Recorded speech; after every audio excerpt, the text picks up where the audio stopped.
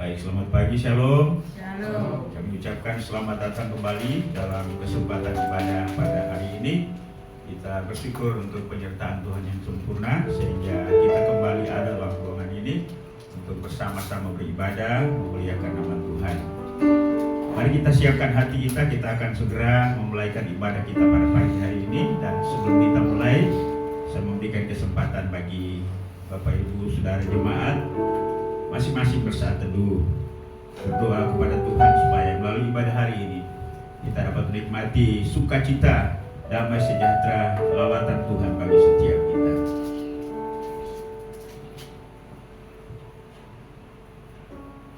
Mazmur nomor 105 ayat 1 sampai dengan ayat yang keempat. Bersyukurlah kepada Tuhan, serukanlah namanya, perkenankanlah perbuatannya di antara bangsa-bangsa. Bernyanyilah baginya, bermazmurlah baginya. Percakapkanlah segala perbuatan yang ajaib. Berpegalah di dalam namanya yang kudus. Biarlah bersuka hati orang-orang yang mencari Tuhan. Carilah Tuhan dan kekuatannya. Carilah wajahnya selalu.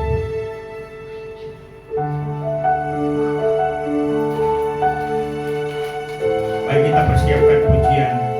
Katakan Bapakku yang baik. Kembali kami bersama-sama pada pagi hari ini Tuhan hampiri takhta anugerah-Mu. Kami akan beribadah, memuji dan menyembah-Mu, mendengarkan firman-Mu. Kami percaya kehadiran-Mu di tengah-tengah kami. Sukacitakan kami, gembirakanlah kami hari ini. Biarlah pujian penyembahan kami naik kepada-Mu, menjadi kesukaan bagi Tuhan. Dan hari ini ada sukacita di antara jemaat-Mu.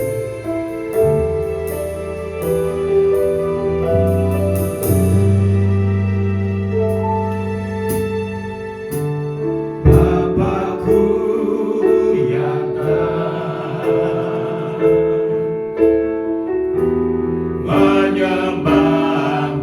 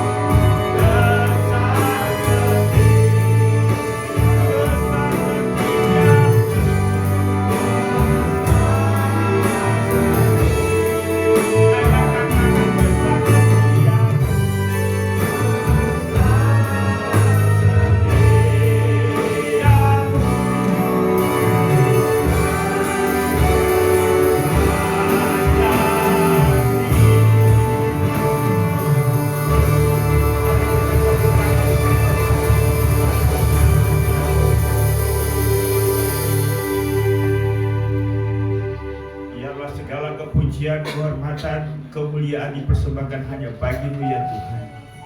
Karena semuanya itu adalah milik-Mu dan kami kembalikan kepada-Mu. Terima kasih pagi hari yang indah ini kembali kami berkumpul bersama-sama, beribadah, memuji dan memuliakan nama Tuhan. Roh Kudus yang ada dalam hati kami mengerahkan kami hari ini, agar kami dapat mempersembahkan pujian, penyembahan, bahkan persembahan yang layak di hadapan-Mu. Dan biarlah hari ini kami dapat bergembira dan bersuka cita bersama-sama. Puji-pujian kami, firman-Mu kiranya Tuhan urapi. Urapan-Mu juga ada pada setiap kami yang melayani pada hari ini. Dan biarlah pelayanan ini kami persembahkan untuk hormat dan kemuliaan bagi nama Tuhan. Kami percaya bahwa semua kami yang hadir pada pagi hari ini diberkati oleh Tuhan. Ibadah kami pada pagi hari dari awal pertengahan hingga selesainya, kami buka dan kami tabiskan hanya di dalam nama Allah Bapa, Allah Anak, dan di dalam Roh Kudus, Tritunggal yang Esa. Haleluya, sama-sama kita katakan. Amin.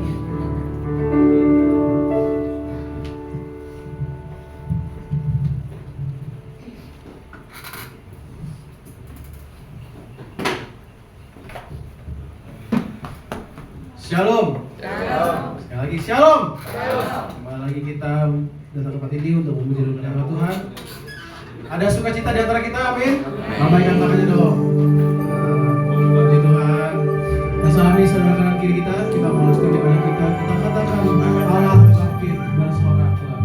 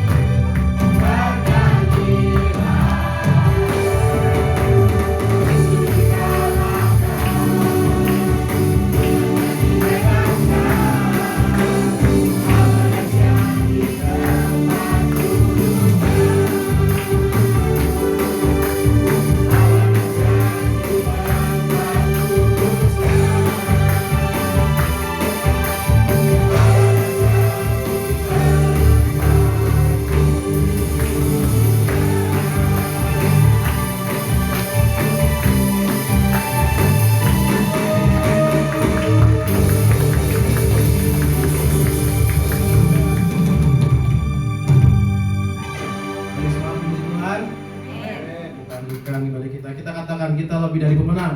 Amin. Amin. Angkat tangan ini.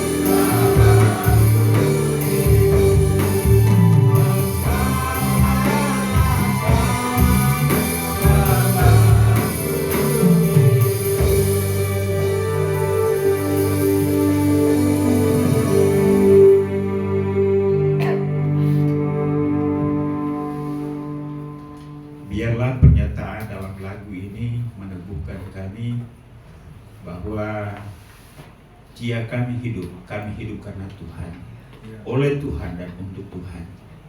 Karena itu Tuhan, biarlah lagu ini tidak hanya sekedar kami ucapkan melalui bibir mulut kami, tetapi inilah yang memenuhi hati, jiwa, dan seluruh keberadaan kami. Dan inilah tujuan kami hidup, bahwa kami hidup untuk Tuhan. Terima kasih untuk kebersamaan kami hari ini. Terimalah puji-pujian kami, terimalah penyembahan kami, dan biarlah melalui semuanya ini Tuhan berkenan atasnya. Sebentar lagi kami akan belajar firman-Mu Tuhan. Karena itu kami mohon biarlah Tuhan Engkau berbicara kepada setiap kami. Celikan mata rohani kami. Biarlah kami memahami dan mengerti kebenaran yang kami bicarakan, kami dengarkan hari ini. Dan itu akan menjadi rema dalam menjalani kehidupan supaya kami tetap teguh di dalam Tuhan. Dalam menuju tujuan yang utama kami ialah kebersamaan kami dengan Tuhan sampai selama-lamanya. Juga anak-anak sekolah minggu akan mendengarkan firman-Mu melalui guru-guru sekolah minggu mereka. Ya Tuhan, tolong mereka juga supaya mereka dapat tenang, fokus dan mendengarkan firman-Mu sehingga mereka menerima firman-Mu hari ini dan menjadi bekal bagi mereka untuk menjalani kehidupan sampai mereka dewasa nanti. Roh Kudus, Engkau tuntun kami, pimpin kami. Segala roh-roh kegelapan yang mencoba untuk mengganggu kami, mengalihkan perhatian kami dalam bentuk apapun, bersama-sama kami tolak di dalam nama Yesus. Dan biarlah dengan sukacita dan damai sejahtera Allah, kami menerima firman-Mu pada hari ini. Urapi hamba-Mu sehingga melaluinya firman-Mu dapat disampaikan dengan benar dan jelas, yang akan kami bawa pulang untuk meneguhkan kami. Hanya di dalam nama Yesus Tuhan dan Juru Selamat kami, firman yang hidup, kami sudah berdoa kepada Bapa di surga. Haleluya. Amin. Baik, silakan duduk. Puji Tuhan. Shalom. Selamat berjumpa kembali dalam ibadah kita pada hari ini. Hari ini adalah merupakan hari Minggu yang ketiga dalam bulan ini, di mana kita berbicara tentang penyesatan, ya. Karena itu mari saya ajak kita untuk membuka bagian firman Tuhan yang terambil di dalam surat Rasul Paulus kepada sidang jemaat di Efesus. Efesus pasal 6, kita akan baca ayat yang ke-10 sampai dengan ayat yang ke-20.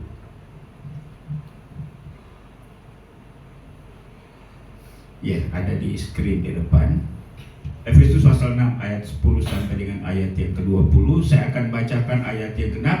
Jemaat Tuhan silakan membacakan ayat yang ganjil. Demikianlah bunyi firman Tuhan. Efesus pasal 6 ayat yang ke-10. Akhirnya hendaklah kamu kuat di dalam Tuhan, di dalam kekuatan kuasa-Nya. Gunakanlah seluruh perlengkapan senjata Allah, supaya kamu dapat bertahan melawan tipu muslihat iblis. Karena perjuangan kita bukanlah melawan darah dan daging, tetapi melawan pemerintah-pemerintah, melawan penguasa-penguasa, melawan penghulu-penghulu dunia yang gelap ini, melawan roh-roh jahat di udara. Sebab itu ambillah seluruh perlengkapan senjata Allah, supaya kamu dapat mengadakan perlawanan pada hari yang jahat itu, dan tetap berdiri sesudah kamu menyelesaikan segala sesuatu. Jadi berdirilah tegap, berikat pinggangkan kebenaran, dan berbaju sirahkan keadilan. Kakimu berkasutkan kerelaan untuk memberitakan Injil damai sejahtera. Dalam segala keadaan pergunakanlah perisai iman, sebab dengan perisai itu kamu akan dapat memadamkan semua panah api dari si jahat. Dan terimalah ketopong keselamatan dan pedang roh, yaitu firman Allah. Dalam segala doa dan permohonan, berdoalah setiap waktu di dalam roh, dan berjaga-jagalah di dalam doamu itu dengan permohonan yang tak putus-putusnya untuk segala orang kudus. Juga untuk aku, supaya kepadaku, jika aku membuka mulutku, dikaruniakan perkataan yang benar, agar dengan keberanian aku memberitakan rahasia Injil. Yang kulayani sebagai utusan yang dipenjarakan, berdoalah supaya dengan keberanian aku menyatakannya, sebagaimana seharusnya aku berbicara. Demikian jauh pembacaan firman Tuhan pada pagi hari ini. Berbahagialah setiap orang yang membaca, menyimak, memperhatikan, merenungkan, dan melakukannya di dalam kehidupannya setiap hari. Bapak Ibu dan Saudara yang kekasih, tema kita hari ini berkaitan dengan rentetan pembicaraan kita tentang penyesatan, yaitu hendaklah kamu kuat di dalam Tuhan. Hendaklah kamu kuat di dalam Tuhan. Dari pembelajaran kita beberapa minggu ini yang berkaitan dengan penyesatan, maka kita dapat mengambil sebuah kesimpulan bahwa penyesatan tidak hanya sekedar sebagai virus dalam gereja, ya, tetapi juga menjadi ancaman bagi hampir seluruh sendi kekristenan, baik yang berkaitan dengan iman Kristen, doktrin Kristen, kesatuan gereja, bahkan juga menjadi ancaman bagi eksistensi atau keberadaan gereja itu sendiri. Karena itu tepatlah gereja menyatakan sikap perang terhadap penyesatan. Ya, kita sudah belajar bahwa pernyataan Kristus, pernyataan Paulus tentang penyesatan itu tidak main-main, ya, sangat keras, ya, karena memang penyesatan ini sangat berbahaya. Nah, Bapak Ibu dan Saudara yang kekasih dalam Yesus Kristus, secara keseluruhan apa yang disampaikan oleh Paulus kepada sidang jemaat Efesus sebenarnya berbicara tentang gereja, ya. Apa itu gereja? Mengapa ada gereja? Bagaimana seharusnya gereja hidup? Dan apa yang menjadi tujuan gereja? Sebenarnya itu semua dijelaskan oleh Paulus. Nah, karena itu Efesus ini berbicara tentang gereja. Ya, saya punya skripsi, tesis, memang secara khusus menyoroti tentang surat Efesus ini. Ya, lebih khusus lagi bagaimana Paulus mencoba untuk membimbing setiap orang Kristen yang pada akhirnya setelah memahami dan mengerti apa itu gereja, mengapa gereja ada, bagaimana gereja ada, dan apa tujuan gereja berada di tengah-tengah dunia ini. Dan pada akhirnya Paulus menjelaskan tanggung jawab setiap orang percaya terhadap gereja. Namun demikian, Paulus menyadari bahwa ada faktor lain daripada yang mengancam eksistensi atau keberadaan gereja, yaitu penyesatan. Karena itu Paulus menyinggung itu dalam Efesus 4 ayat yang ke-14 berkata demikian, ketika ia menyampaikan tujuan gereja, sehingga kita bukan lagi anak-anak yang diombang-ambingkan oleh rupa-rupa angin pengajaran, oleh permainan palsu manusia dalam kelicikan mereka yang menyesatkan. Ya, jadi memang ada penyesatan.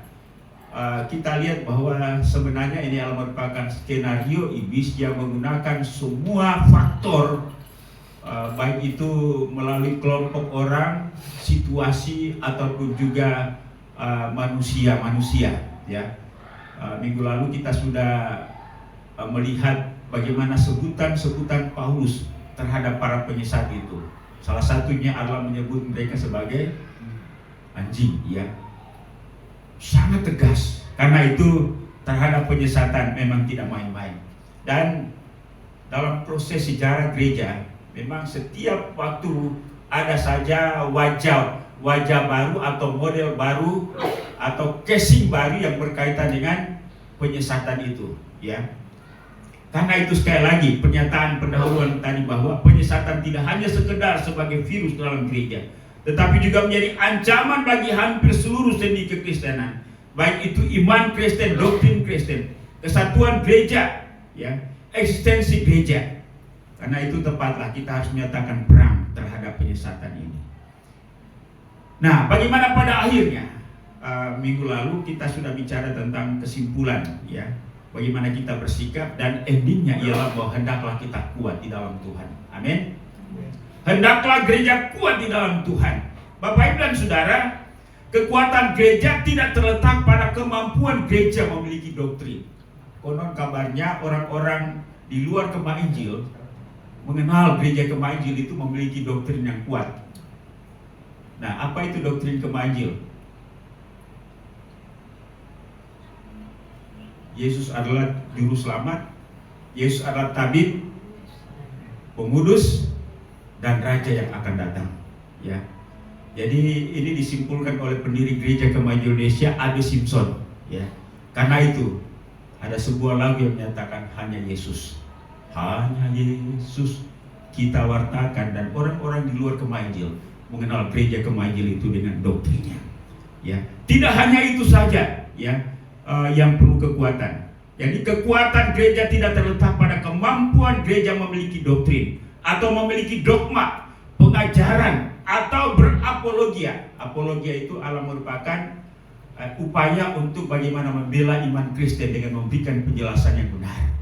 Makanya ya muncul apologetik atau para apologetik Kristen melalui YouTube mereka. Ya. Nah, walaupun bahwa semuanya itu tidak salah kalau kita memiliki doktrin yang kuat, pengajaran yang kuat, kemampuan untuk berapologi, menjelaskan tentang kebenaran iman Kristen. Semuanya itu tidak terletak pada itu. Namun terletak pada kekuatan kuasa Allah. Sebagaimana dinyatakan oleh Paulus dalam ayat yang ke-10 Efesus 6 ini. Karena itu Paulus berkata, akhirnya hendaklah kamu kuat di dalam Tuhan. Bukan hendaklah kamu kuat di dalam dogma, hendaklah kamu kuat di dalam doktrin. Tetapi hendaklah kamu kuat di dalam Tuhan, di dalam kuat kuasanya. Sebenarnya kata yang dipergunakan kataku hendaklah kamu kuat di situ adalah kata kerja pasif. Artinya ialah bahwa kekuatan itu bukan bersumber pada manusia, bukan bersumber pada kepintaran manusia, bukan juga bersumber pada doktrin, walaupun itu tidak semuanya salah. Tidak salah ya. Tetapi yang paling utama ialah bahwa kekuatan yang kita miliki Allah bersumber dari kuasa Allah. Karena itu tidak ada sesuatu pun yang kita bisa banggakan dengan apa yang ada pada diri kita. Kalau kita percaya kepada Tuhan Yesus, kalau kita kuat sampai dengan hari ini, semua karena anugerahnya. Kekuatan gereja ya, artinya bahwa kekuatan yang gereja miliki bukan berasal dari dirinya sendiri, tetapi dari Allah atau kekuatan yang bersumber dari Allah. Paulus dalam Efesus pasal 3 ayat 16 menyatakan, aku berdoa supaya Ia, yaitu Allah Bapa, menurut kekayaan kemuliaannya, menguatkan dan meneguhkan kamu oleh Roh-Nya di dalam batinmu. Ya, kita tidak bisa mengingkari fenomena anggota jemaat atau anggota gereja ya yang warawiri kemana-mana. Saya juga heran, ini orang-orang Kristen sebenarnya mencari apa ya. Memang akibat daripada fenomena ini pemimpin-pemimpin gereja atau ya entah itu di level sinode maupun juga di level di level jemaat lokal menawarkan hal yang beragam ya. Ya ada gereja yang menawarkan successful ya. Successful itu mungkin sukses secara rohani juga sukses secara jasmani ya. Ada juga yang gereja yang menyatakan gereja segala bangsa ya, untuk mengakomodir semua suku bangsa ya. Ada juga yang menawarkan kemakmuran. Ada yang menawarkan berbagai macam raga. Kalau Kemail, apa yang Kemail tawarkan? Ya, dulu gereja Kemail ini ya memang ekstrim dengan keselamatan dan hidup kudus walaupun menderita ya. Nah, Ibu Vivi ini lahir sebagai anggota gereja Kemail Tulen ya. Nah, jadi yang penting susah, walaupun susah hidup di dunia ini, tapi kita memiliki jaminan di surga ya. Walaupun tidak punya rumah di dunia ini, yang penting punya rumah di surga. Itu yang ditanamkan ya. Lalu kemudian kalau hamba-hamba Tuhan pergi saja walaupun tidak ada bekal, makan daun pepaya ya, pendeta tidak punya gaji dan lain-lain sebagainya, hidup susah, hidup menderita. Lalu makanya ada lagu apa itu yang biasa dinyanyikan oleh gereja karismatik,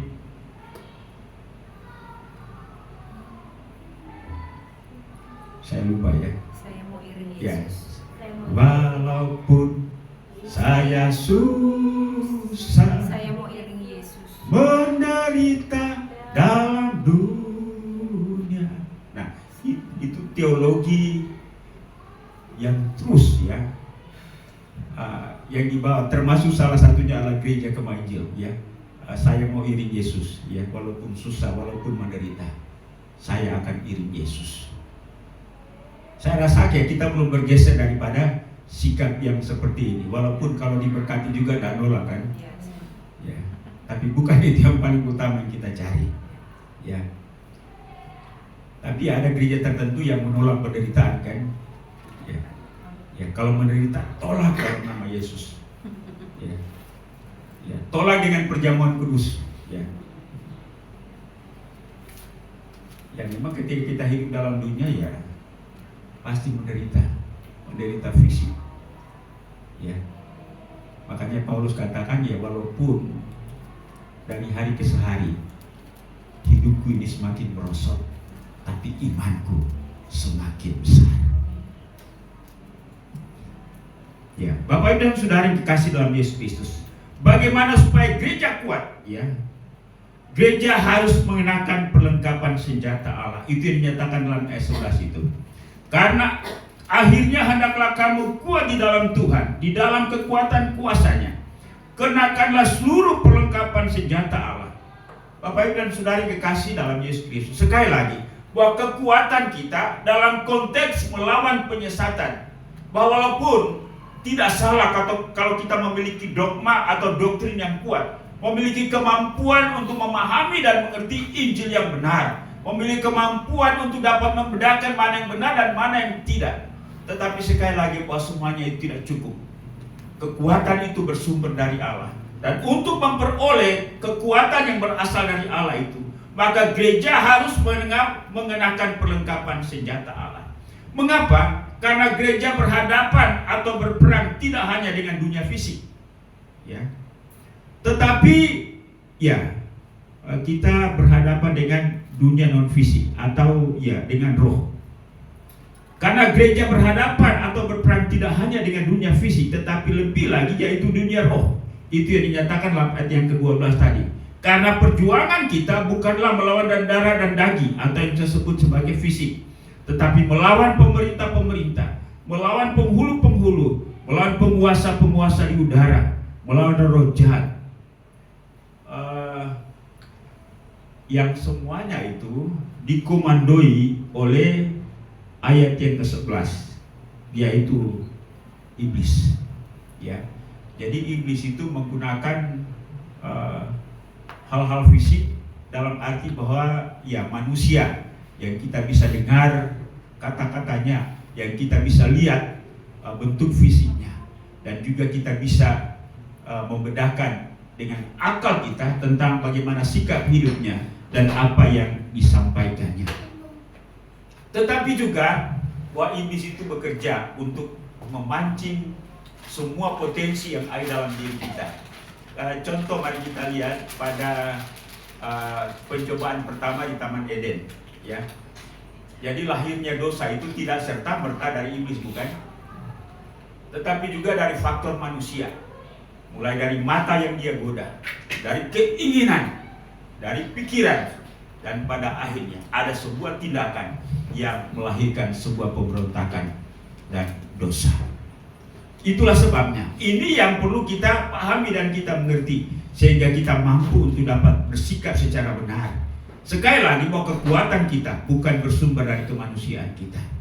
Karena itu perlunya gereja memiliki perlengkapan senjata Allah agar dapat mengadakan perlawanan dan pada akhirnya mengalami kemenangan.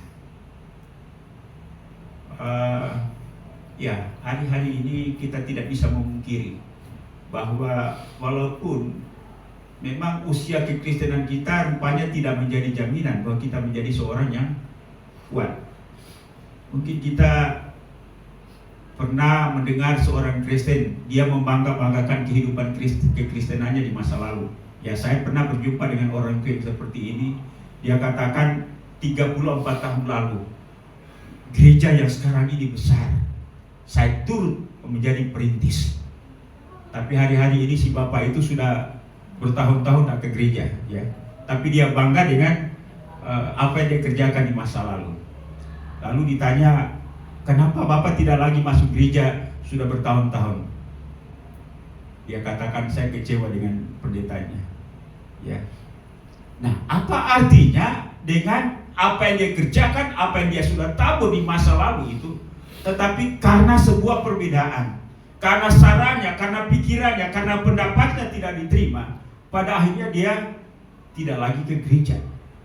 Artinya ialah bahwa ia lemah, ia tidak kuat, ia tidak mampu untuk dapat mempertahankan apa yang dia mulai. Seharusnya dia harus lanjutkan dan dia perjuangkan. Banyak orang Kristen seperti itu, ya. Dan pada akhirnya kita bingung, ya. Orang Kristen warawiri, ya, ke gereja A, B, C, D. Nah, saya tidak tahu orang Kristen seperti ini pada akhirnya berakhir di surga atau tidak.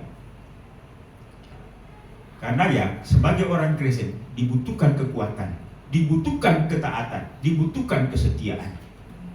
Dan kita tidak bisa berkata bahwa saya setia kepada Tuhan kalau kita tidak setia dengan rumah tangga kita. Mustahil kita berkata saya setia kepada Tuhan, tapi saya tidak setia dengan gereja kita. Kita membuktikan kesetiaan kita pada hal apa? Amin Bapak Ibu. Kita membuktikan kekuatan kita dalam hal apa kalau bukan dalam rumah tangga kita? Kalau bukan dalam hubungan kita sebagai suami istri, kalau bukan dalam hubungan kita sebagai pengerja, pelayan Tuhan, kalau bukan dalam hubungan kita dengan gembala kita dan lain-lain sebagainya. Kita katakan saya hanya mencari Tuhan, betul. Tetapi ingat, salib itu tidak hanya satu batang kayu yang vertikal, tetapi salib itu juga ada horizontal. Dalam arti bahwa kalau kita memiliki hubungan yang baik dengan Tuhan, pasti kita memiliki hubungan yang baik dengan sesama. Karena itu ini yang perlu kita pahami, sehingga kita tidak gampang diombang-ambingkan oleh rupa-rupa pengajaran. Ya, kita harus kuat di tempat, kuat bekerja, pikiran kita juga kuat membangun hubungan kerjasama. Bahkan kita juga perlu kuat untuk dapat menjangkau orang lain. Amin Bapak Ibu. Nah, ini yang tidak kita pikirkan secara serius. Yang menjadi pikiran kita secara serius adalah bagaimana caranya supaya doa saya dijawab oleh Tuhan dengan kebutuhan-kebutuhan saya, dengan keinginan-keinginan saya. Ya. Apa saja perlengkapan senjata Allah itu? Ya, mari kita lihat satu persatu. Walaupun mungkin kita tidak eksegesis, lalu kita mencoba untuk menguraikan secara terperinci, secara dalam. Tapi paling tidak Paulus sudah menolong kita untuk menyebutkan beberapa kata atau kalimat. Pada ayat yang ke-14, apa saja senjata Allah itu? Ayat 14 berkata, jadi berdirilah tegak. Ya, ini sebenarnya ketika Paulus menulis ini, di samping kiri kanannya itu ada tentara Romawi, ya. Lalu ketika dia diilhami oleh Roh Kudus untuk menyampaikan firman Tuhan ini, materi-materi yang akan disampaikannya itu ada di hadapan, bahkan di samping kiri kanannya. Peralatan-peralatan yang digunakan oleh tentara Romawi yang pada waktu itu mengawalnya di penjara, ya. Nah, biasanya kalau tentara itu latihannya itu yang paling utama apa? Baris berbaris, ya. Bapak Ibu pernah lihat di YouTube itu ada satu tentara, gerakan barisnya itu biasanya kan kalau kaki kiri melangkah, ya, tangan kanan sejajar. Nah, ini dia terbalik, ya. Jadi kiri maju, ya, dua-duanya maju, ya. Berkali-kali dia salah. Ini diterima jadi tentara enggak? Iya. Ya. Siap, ya, itu baris-baris, ya, itu modal utama. Pramuka juga begitu, ya. Nah, kalau itu enggak bisa, ya disingkirkan, ya. Nah, rupanya memang itu dipakai sebagai kesiapan fisik, ya, dari seorang prajurit. Orang itu mampu untuk bisa menjadi seorang tentara yang pada akhirnya handal, ya, kesiapan secara rohani, ya. Jadi kita bisa maknai bahwa mari kita sebagai orang Kristen bisa saja setiap saat dalam keadaan yang sederhana apapun ada penyesatan yang akan pada akhirnya membawa kita, membelokkan kita, melemahkan kita, dan pada akhirnya kita tidak lagi setia dengan Tuhan dan gereja. Ya, lalu ya kita menjadi orang Kristen sesuka-suka kita. Berdirilah tegak. Lalu kemudian yang kedua, ayat masih 14. Hidup benar dan adil, ya, berikat pinggangkan kebenaran dan berbaju sirahkan keadilan. Artinya ialah bahwa firman Tuhan itu tidak hanya teori atau yang kita pahami dalam kepala kita, pengertian kita. Bukankah ada banyak orang Kristen bahwa bahkan juga bukan orang Kristen pintar dengan Alkitab, ya. Coba perhatikan para apologetik, ya, orang-orang non Kristen menyerang kekristenan. Mereka betul-betul mempersiapkan diri dengan belajar, baik itu sejarah kekristenan, hal-hal yang berkaitan dengan Alkitab dan lain-lain sebagainya, dan menggunakan itu untuk menyerang balik kekristenan. Mereka tahu, ya, tetapi mereka tidak mengimani itu. Itu mereka tahu secara akal, tetapi ya tidak masuk dalam manusia batinnya mereka, sehingga mengubah hidup mereka untuk percaya kepada Kristus. Karena itu, ya, firman Tuhan berkata untuk mengenal orang Kristen yang benar, mengenal hamba Tuhan yang benar, mengenal ajaran yang benar adalah lihatlah dari buahnya. Apakah orang yang menyampaikannya itu hidupnya selaras dengan apa yang disampaikannya? Karena itu orang Kristen yang benar adalah orang Kristen yang melakukan firman Tuhan, berikat pinggangkan kebenaran dan berbaju sirahkan keadilan. Ya, jadi Paulus betul-betul dia lihat itu tentara itu, ya, tentara Romawi, dia punya pakaian itu kan beda dengan tentara sekarang, ya. Tapi paling tidak ya, kalaupun juga kita bicara tentang ikat pinggang, Pak Faber sudah pernah lihat ikat pinggang tentara. Beda dengan Pak Faber yang dipakai sekarang, kan. Ya. Jadi itu kuat, ya. Jadi ya, ini memberikan gambaran. Memang betul-betul kita harus memiliki semuanya ini. Berikat pinggangkan kebenaran dan berbaju sirahkan keadilan. Dan ini harus nyata atau nampak di dalam seluruh hidup kita. Karena kalau tidak, firman Allah itu akan sia-sia. Walaupun kita bicara banyak tentang firman Allah, tapi kalau firman Allah itu kita tidak hidupi, justru orang akan tersandung dengan sikap hidup kita yang tidak benar dan tidak adil. Yang berikutnya, berkasutkan kerelaan untuk memberitakan Injil damai sejahtera. Artinya ialah bahwa kesiapan kita untuk menginjil, ya, baik menginjil secara pribadi. Saya tidak tahu kalau misalnya ada teman yang paling dekat, yang biasa kita curhat, kita ngomong apa saja dan dia bisa terima. Adakah keinginan untuk menyampaikan berita Injil ini? Kadang-kadang kita tidak pernah memikirkan ini, ya.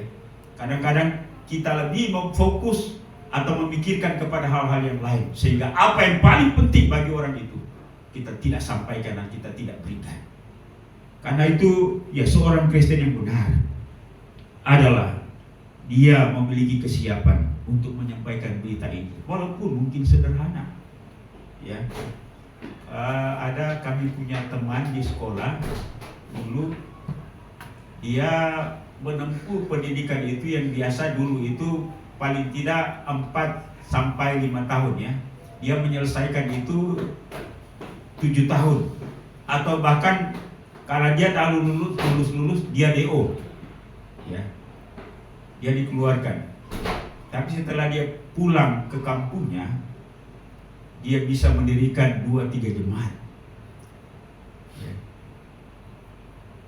Itu berarti bahwa keberhasilan untuk menyampaikan Injil itu tidak hanya ditentukan oleh kemampuan manusia, tetapi juga sebenarnya harus dibalik, bahwa Allah yang memakai kemampuan manusia untuk dapat membuat keberhasilan pelayanan.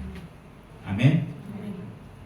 Karena itu betapa pentingnya ada kerelaan, ada keinginan bagi setiap kita untuk memberitakan Injil damai sejahtera. Ayat ke-16, Dalam segala keadaan pergunakanlah perisai iman. Ya. Iman memang definisi atau pengertian iman itu kita bisa terapkan dalam berbagai ragam hal. Ya. Nah, iman yang pertama di sini adalah ketika kita menerima kebenaran firman Allah, berpeganglah itu dan yakinilah itu bahwa itu adalah kebenaran. Bapak Ibu dan Saudari kekasih, memang menjadi orang Kristen terlama atau seumur hidup tidak menjamin bahwa kita adalah memiliki doktrin yang kuat, tetapi itu memberi pengalaman sebenarnya, ya, dibanding dengan orang-orang Kristen baru yang semangat tetapi tidak memiliki dasar yang kuat, ya, hanya memiliki semangat saja. Memang seharusnya kedua hal ini harus dipadu, ya, pengalaman karena menjalani kehidupan Kristen yang sudah lama, lalu kemudian dibarengi dengan semangat dalam kekristenan itu paling penting.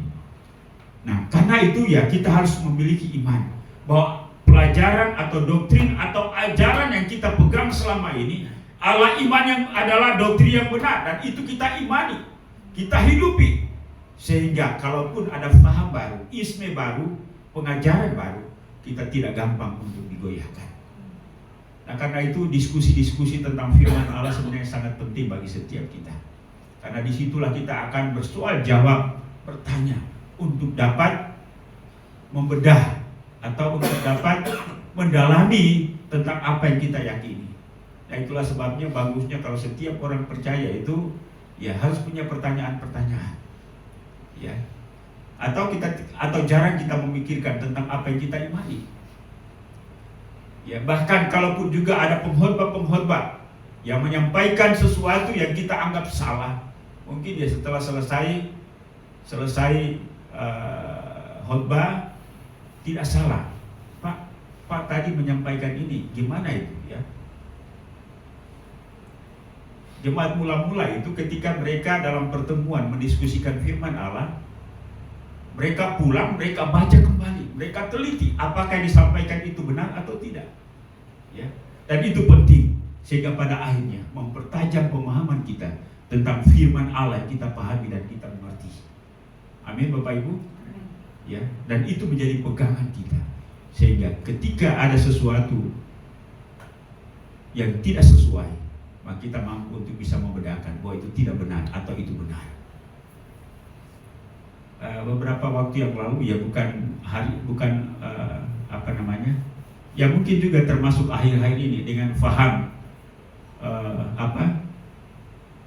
Kristen progresif itu, ya.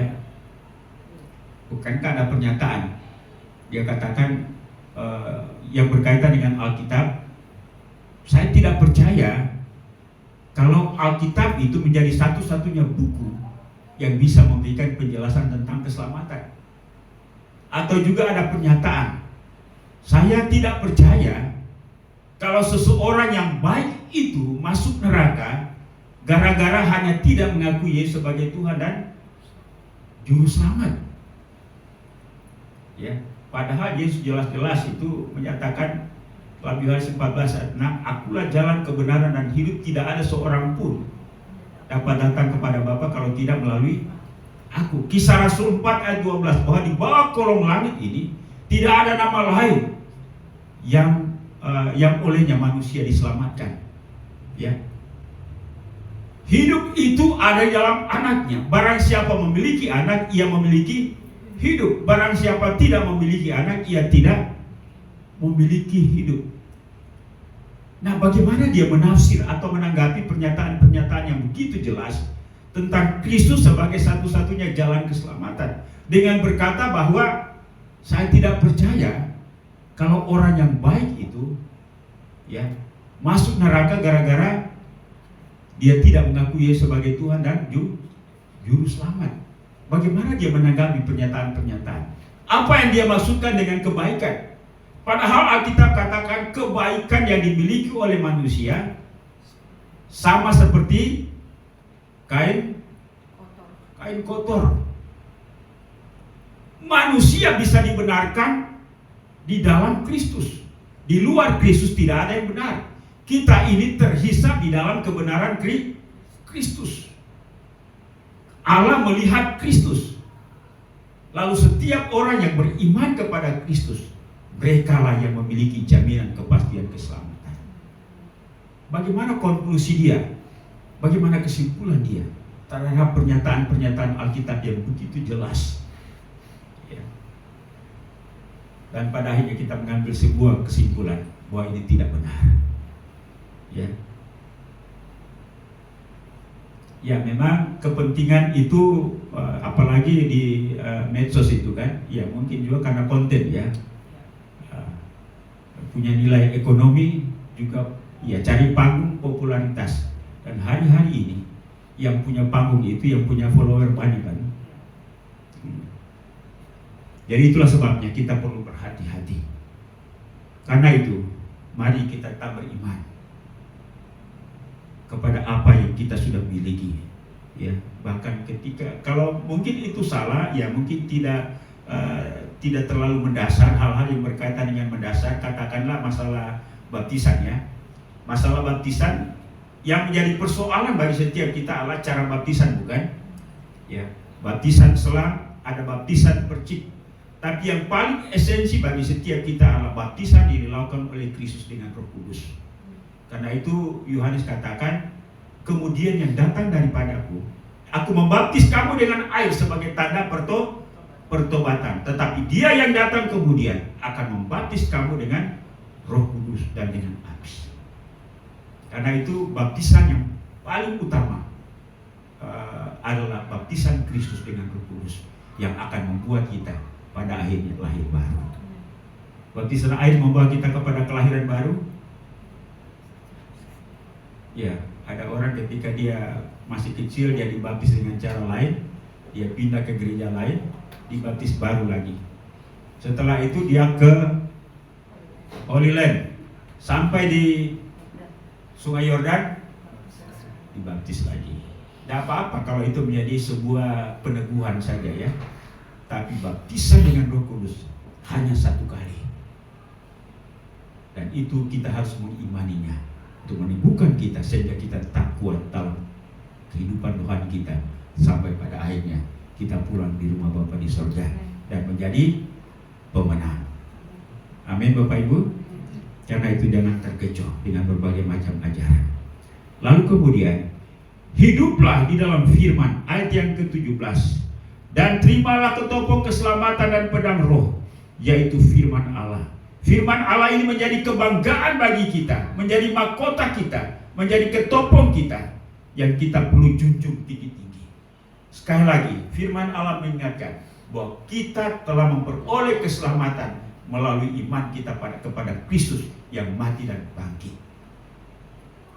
Bukankah itu yang dinyatakan oleh Paulus dalam Roma pasal 10 ayat 9 dan 10? Percaya, mengaku dengan mulut, percaya dalam hati bahwa Allah telah membangkitkan dia dari antara orang mati, maka akan diselamatkan. Pegang teguh itu. Ya, minggu-minggu lalu kita singgung lagi mengenai bidat, yaitu tidak cukup percaya kepada Kristus, harus ditambah dengan sunat secara lahiriah. Itulah bidat yang dimasukkan kepada jemaat di Galatia. Sehingga Paulus berkata kepada sidang jemaat di Galatia, aku heran kamu begitu cepat berbalik dari Injil yang sebenarnya. Nah, makanya dia katakan, jika ada orang lain, bahkan malaikat sekalipun yang turun dari surga, menyampaikan satu Injil dan yang lain yang berbeda dengan apa yang pernah saya telah sampaikan, terkutuklah dia. Bahkan dia berkata, biarlah mereka yang menghasut kamu dengan sunat mengebirikan dirinya sendiri. Ya, Paulus sangat murka ketika orang Kristen di Galatia menerima bidat atau ajaran baru. Karena itu, mari kita tetap hidup dalam firman Allah yang kita terima sebagaimana Paulus berbicara kepada Timotius. Iman yang saya temukan dalam hidup nenekmu Lois dan ibumu Eunike. Ya, pengajaran, contoh dan teladan yang saya warisi dari orang tua saya yang sederhana, ya, itu memiliki tempat tersendiri dalam hati saya. Dan walaupun dalam kesederhanaan, dalam susah, dalam berbagai pergumulan, mereka tidak pernah bergeming, mereka tidak pernah bergeser dari iman mereka. Dan ini juga yang tetap meneguhkan saya secara pribadi untuk terus melayani Tuhan walaupun banyak pergumulan dalam hidup ini. Amin Bapak Ibu. Saya rasa bahwa dalam menjalani hidup kita banyak punya pengalaman yang mungkin beragam, tetapi apa yang telah kita warisi, yang tertanam dari kecil, mari kita tetap pegang itu. Dan yang terakhir, berdoalah dalam segala hal dan dalam segala waktu. Bapak Ibu dan Saudara, doa merupakan bagian yang tidak kalah pentingnya agar kita tetap mengalami kemenangan. Dengan tenaga kita, dengan pikiran kita, dengan daya apapun secara fisik. Mungkin kita merasa kuat, tapi kalau kita tidak berdoa, maka kita akan lemah. Karena itu, Paulus berkata, dalam segala doa dan permohonan, berdoalah setiap waktu di dalam roh, dan berjaga-jagalah dalam doamu itu dengan permohonan yang tak putus-putusnya untuk segala orang kudus. Jadi kita juga punya tanggung jawab untuk berdoa tidak hanya buat jemaat Marturia, tetapi juga untuk semua orang Kristen, supaya tetap berpegang teguh kepada kebenaran yang sesungguhnya, sehingga tidak gampang diombang-ambingkan oleh pengajaran sesat. Bahkan Paulus berkata, berdoa juga untuk aku, berdoa buat para hamba-hamba Tuhan, supaya kepadaku jika aku membuka mulutku dikaruniakan perkataan yang benar. Ya, berdoa buat hamba-hamba Tuhan agar tidak terpeleset dalam menyampaikan Injil. Nah, ini kan 1-2 hari ini ada pengkhotbah tenar yang sementara diajukan, ya, yang dianggap penistaan agama, bukan? Ya, Paulus juga rupanya memahami dan menyadari itu. Doakan mereka, ya, supaya ketika mereka menyampaikan Injil, mereka menyampaikan kebenaran yang sesungguhnya. Ya, apalagi kan khotbah-khotbah kita diekspos di media, bukan? Ya, termasuk juga khotbah di Marturia. Ya, berdoa supaya tidak salah ucap. Ya. Paulus juga menyadari itu, agar dengan keberanian aku memberitakan rahasia Injil yang kulayani sebagai utusan yang dipenjarakan. Berdoalah supaya dengan keberanian aku menyatakannya sebagaimana seharusnya aku berbicara. Benar tapi berani tapi benar. Jangan berani tapi salah, ya. Bapak Ibu dan Saudara yang dikasih dalam Yesus Kristus, saya rasa inilah yang perlu kita lakukan supaya kita kuat, ya.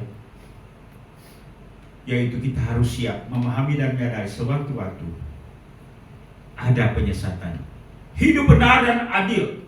Kemudian mari kita terlibat di dalam penginjilan, baik secara pribadi maupun bersama-sama. Gereja Gema Injil ada punya proyek pelayanan di luar negeri, pelayanan di pedalaman, suku-suku terabaikan, dan lain-lain sebagainya.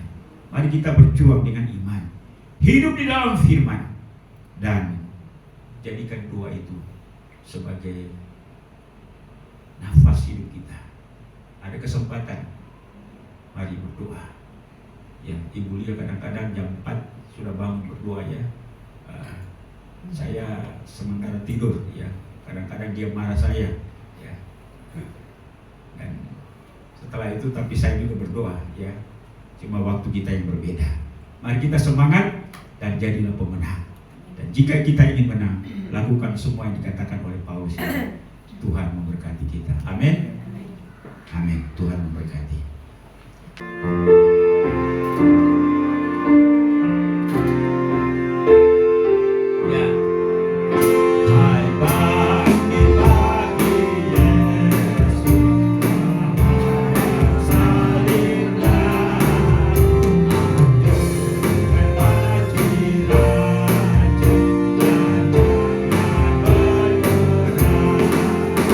Dengan semakin jauh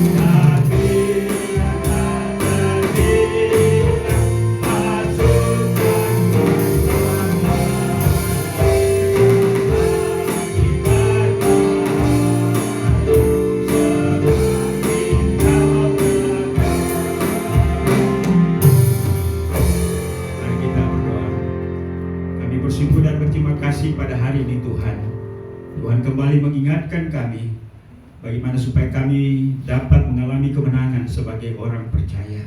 Kami harus menggunakan perlengkapan senjata Allah, karena kemenangan itu bersumber daripada Allah Bapa di surga. Karena itu Tuhan tolong kami, mampukan kami untuk dapat memiliki perlengkapan rohani, yaitu kami selalu siap sedia, kami hidup benar dan adil, ada kerelaan untuk memberitakan Injil, kami tetap memiliki iman yang kokoh kuat, hidup dalam firman dan hidup di dalam doa. Biarlah firman Tuhan hari ini dapat menjadi rema bagi setiap kami, sehingga kami kokoh kuat dan kami tidak gampang diombang-ambingkan oleh apapun, termasuk juga dalam melaksanakan tugas dan tanggung jawab kami untuk terus membangun jemaat-Mu di tempat ini. Teguhkan kami Tuhan, dan biarlah Roh Kudus akan melanjutkan firman ini dalam batin kami, dalam kehidupan sehari-hari. Terpujilah nama Bapa, inilah doa kami, dalam nama Tuhan Yesus kami berdoa dan mengucap syukur. Haleluya. Sama-sama kita katakan amin. Silakan duduk, Tuhan memberkati.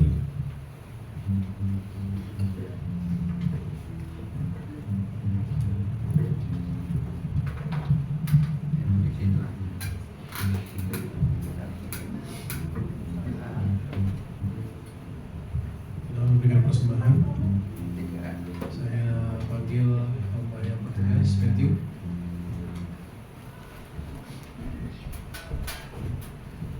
Sebelum kita memberikan persembahan, saya akan membacakan firman Tuhan yang berada dalam Lukas 6 ayat 38. Berilah dan kamu akan diberi sepenuh takaran dan baik, yang dipadatkan, yang digoncangkan, dan yang tumpah keluar akan dicurahkan ke dalam jubahmu. Sebab ukuran yang kamu pakai untuk mengukur akan diukur kepadamu. Kita bisa berdoa. Tuhan yang Maha Kuasa, Maha Kuasa, terima kasih Tuhan atas pernyataan-Mu, terima kasih juga atas firman yang telah diberikan oleh hamba-Nya Tuhan. Biarlah firman yang menjadi rema bagi kami. Sekarang kami akan memberikan persembahan, Kau tolong berkati persembahan ini ya Tuhan, saudara yang kami berikan, semoga dapat menjadi hidupan harum dan membantu pekerjaan kita ini ya Tuhan. Karena kami telah berdoa dan bersyukur, haleluya, amin. Kita akan pujian segala puji syukur.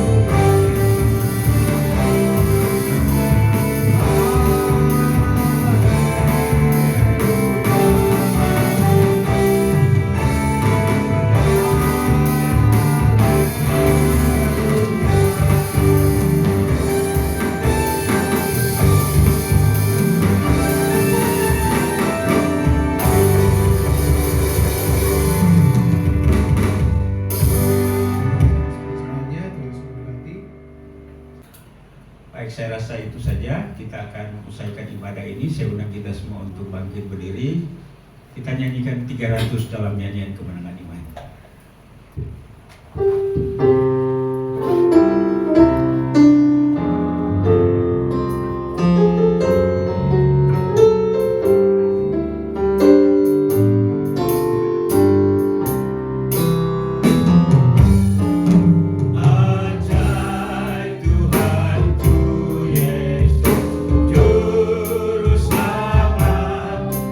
Besar kasih-Nya.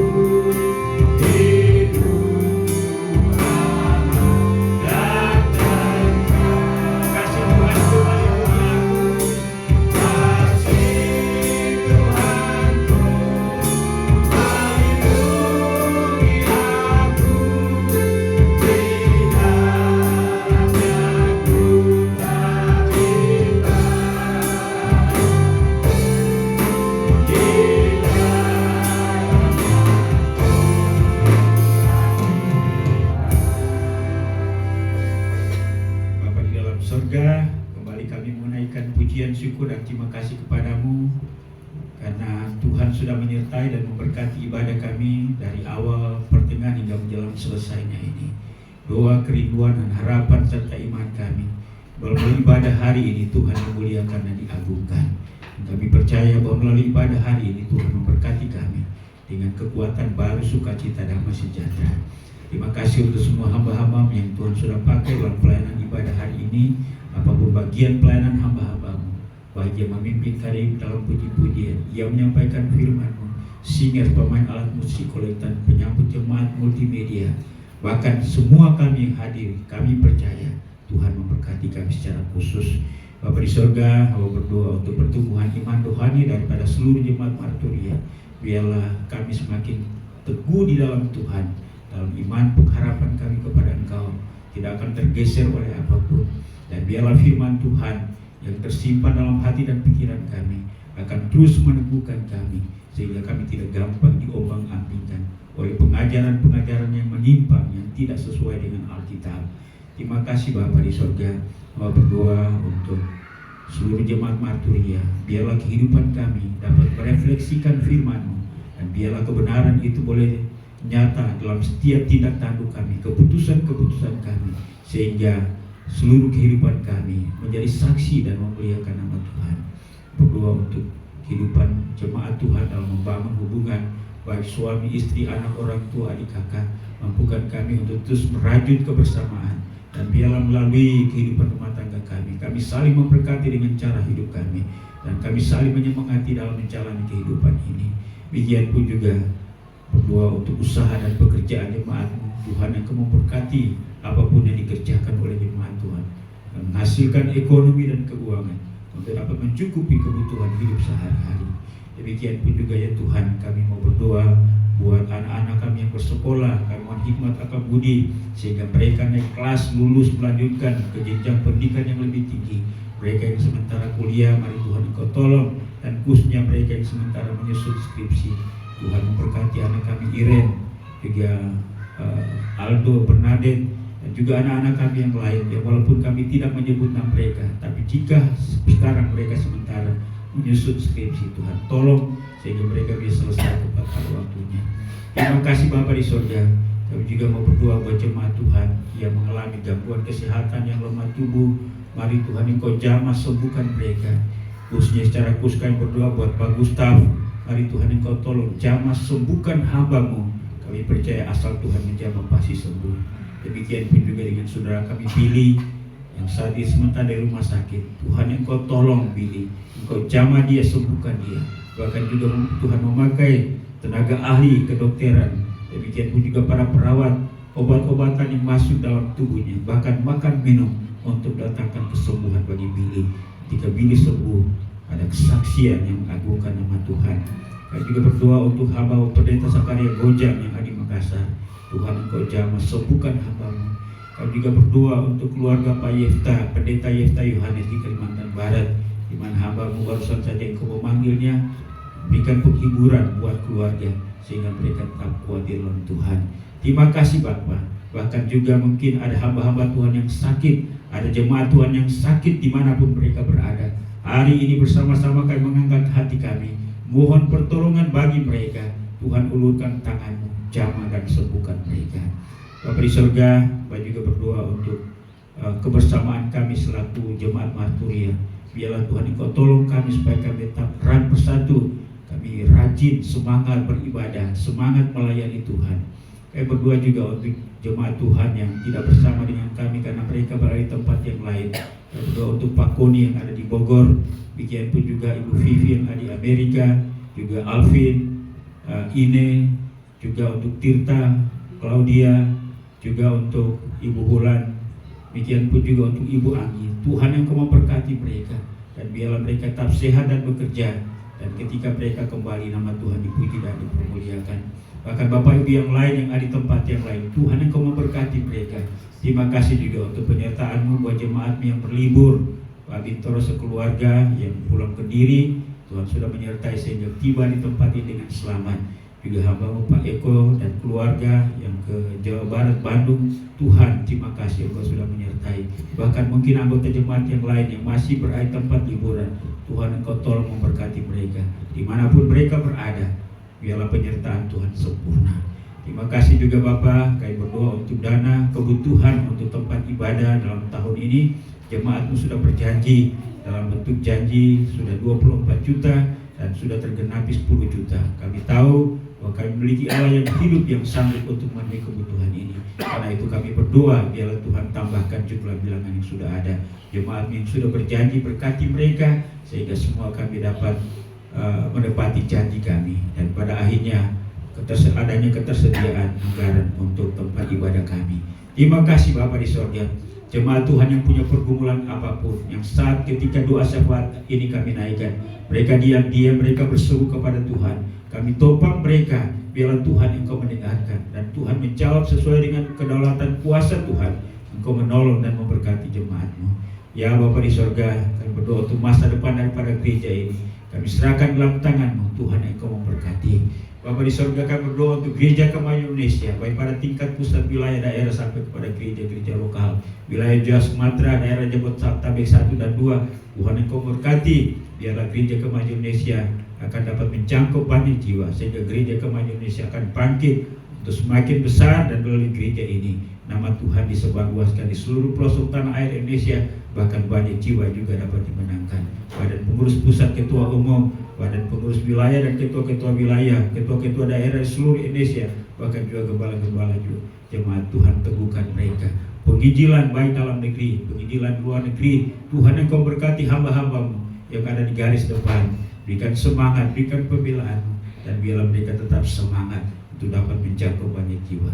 Kerjasama di antara gereja-gereja Tuhan di Indonesia, Tuhan Engkau berkati pemimpin-pemimpin supaya memiliki hati yang sama, bekerja sama, bergandeng tangan untuk dapat memenangkan negeri ini sehingga banyak jiwa dapat diselamatkan. Terima kasih Bapak. Kami juga berdoa buat pemerintah bangsa dan negara kami. Tuhan Engkau berkati presiden yang masih aktif, Presiden Jokowi dan Wakil Ma'ruf Amin. Tuhan Engkau berkati mereka bersama dengan para menteri yang masih ada. Tuhan tolong mereka sampai mereka dapat menyelesaikan tugas mereka dalam tahun ini. Demikian pun juga untuk hasil pemilu, kami serahkan dalam tangan-Mu. Masih ada sengketa di MK, ya Tuhan tolong supaya MK dapat memutuskan seadil-adilnya, dan akan muncul pemerintahan yang baru yang akan melanjutkan dan bahkan memajukan negeri ini pada 5 tahun ke depan. Kami berdoa untuk semua lembaga tinggi negara, TNI, Polri, Tuhan Engkau memberkati, dan biarlah bangsa kami ini terlindungi, dan kami sebagai warga gereja masih memiliki kesempatan untuk dapat beribadah dan bahkan menyampaikan berita Injil-Mu. Terima kasih juga untuk persembahan umat-Mu pada hari ini. Tuhan Engkau berkati, biarlah persembahan ini sebagai wujud tanda kasih kami kepada Tuhan, iman kami kepada-Mu, tanggung jawab kami kepada pelayanan-Mu, dan Tuhan memberkati jemaat-Mu yang sudah memberi dengan benar dan sukacita, dan biarlah seluruh jemaat Tuhan berkecukupan, bahkan berkelimpahan dalam segala kebajikan. Terpujilah nama-Mu ya Tuhan. Bila doa kami sampaikan doa ini, kami sadar bahwa doa kami tidak sempurna, karena itu Tuhan Engkau menyempurnakannya dan nama-Mu dimuliakan. Hanya dalam nama Yesus Tuhan dan Juru Selamat kami sudah berdoa kepada Bapa di surga. Bapa, terima kasih. Bapa,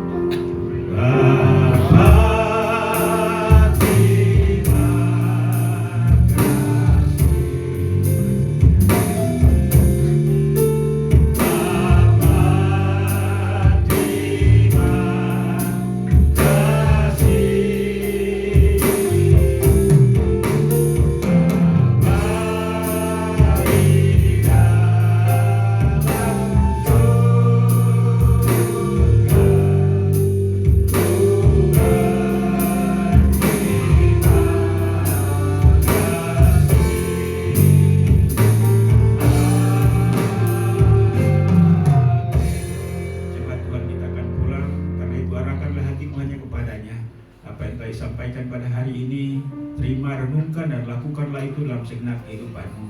Dan biarlah kasih karunia daripada Allah Bapa, anugerah dan damai sejahtera dalam nama Tuhan Yesus, serta pimpinan penghiburan, kekuatan Roh Kudus menyertai kita hari ini, bahkan sampai Maranatha, Yesus datang untuk menjemput salib-salibnya. Haleluya, sama-sama kita katakan. duduk. Silakan bersatu. Ibadah kita sudah selesai. Tuhan memberkati sampai kita berjumpa kembali pada kegiatan-kegiatan ibadah yang lain di waktu yang akan datang. Shalom.